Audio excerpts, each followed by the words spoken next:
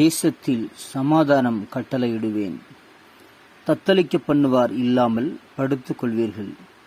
துஷ்ட மிருகங்களை தேசத்தில் இராதபடிக்கு ஒழிய பண்ணுவேன். பட்டயம் தேசத்தில் உலாவுவதில்லை. சமாதானத்தை உங்களுக்கு வைத்து போகிறேன். என்னுடைய சமாதானத்தையே உங்களுக்கு கொடுக்கிறேன். உலகம் கொடுக்கிற பிரகாரம் நான் உங்களுக்கு கொடுக்கிறதில்லை. உங்கள் இருதயம் கலங்காமலும் பயப்படாமலும் இருப்பதாக.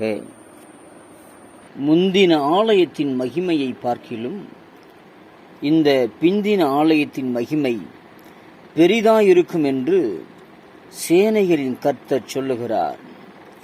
இவ்விடத்தில் சமாதானத்தை கட்டளையிடுவேன் என்று சேனைகளின் கர்த்தர் உரைக்கிறார் என்று சொல் என்றார். கர்த்தர் தமது ஜனத்திற்கு சமாதானம் அருளி அவர்களை ஆசீர்வதிப்பார். என் கற்பனைகளை கவனித்தாயானால் நலமாயிருக்கும்.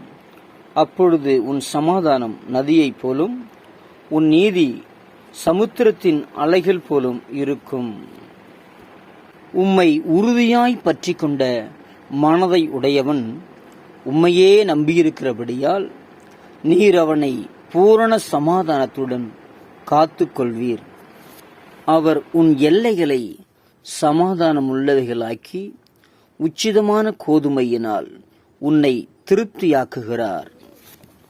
நீ உன் பிள்ளைகளின் பிள்ளைகளையும் இஸ்ரவேலுக்கு உண்டாகும் சமாதானத்தையும் காண்பாய். உன் அலங்கத்திற்குள்ளே சமாதானமும் உன் அரமனைகளுக்குள்ளே சுகமும் இருப்பதாக. உம்முடைய கூடாரம் சமாதானத்தோடு இருக்க காண்பீர்.